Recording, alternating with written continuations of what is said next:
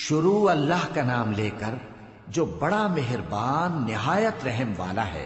میں روز قیامت کی قسم کھاتا ہوں اور نفس لوامہ کی قسم کھاتا ہوں کہ سب لوگ اٹھا کر کھڑے کیے جائیں گے۔ کیا انسان یہ خیال کرتا ہے کہ ہم اس کی بکھری ہوئی ہڈیاں اکٹھی نہیں کریں گے؟ ضرور کریں گے، اور ہم اس بات پر قادر ہیں کہ اس کی پور پور درست کر دیں۔ مگر انسان چاہتا ہے کہ آئندہ بھی خود سری کرتا چلا جائے، پوچھتا ہے کہ قیامت کا دن کب ہوگا۔ سو جب آنکھیں چندھیا جائیں اور چاند گہنا جائے اور سورج اور چاند جمع کر دیے جائیں، اس دن انسان کہے گا کہ کہاں ہے بھاگنے کی جگہ؟ کہیں نہیں، کوئی جائے پناہ نہیں۔ اس روز تمہارے پروردگار ہی کے پاس تمہیں جا ٹھہرنا ہے۔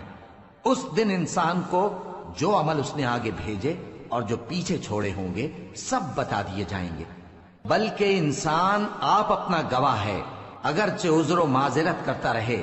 اور اے پیغمبر صلی اللہ علیہ وآلہ وسلم، وحی کے پڑھنے کے لیے اپنی زبان کو تیز تیز حرکت نہ دیا کرو کہ اس کو جلد سیکھ لو۔ اس کا جمع کرنا اور پڑھانا ہمارے ذمے ہے۔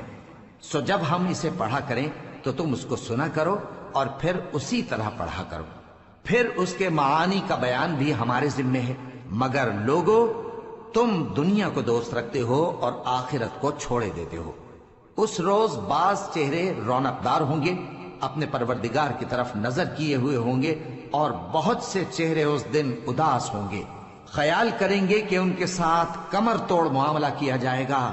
ہاں، جب جان گلے تک پہنچ جائے اور لوگ کہنے لگیں اس وقت کون جھاڑ پھونک کرنے والا ہے، اور اس جاں بلب نے سمجھا کہ اب جدائی کا وقت ہے اور پنڈلی سے پنڈلی لپٹ جائے، اس دن تجھ کو اپنے پروردگار کی طرف کھینچے چلے چلنا ہے۔ پھر ایسے مغرور نے نہ تو پیغمبر صلی اللہ علیہ وآلہ وسلم کو سچا جانا اور نہ نماز پڑھی، لیکن جھٹلایا اور منہ پھیر لیا، پھر اپنے گھر والوں کے پاس اکڑتا ہوا چل دیا۔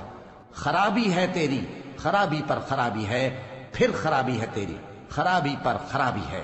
کیا انسان یہ خیال کرتا ہے کہ اسے یوں ہی چھوڑ دیا جائے گا؟ کیا وہ منی کا جو ٹپکائی جاتی ہے ایک قطرہ نہ تھا، پھر لوتھڑا ہوا، پھر اللہ نے اس کو بنایا، سو اس کے اعضاء کو درست کیا، پھر اس کی دو قسمیں بنائیں، مرد اور عورت۔ کیا اس کو اس بات پر قدرت نہیں کہ مردوں کو زندہ کر دے؟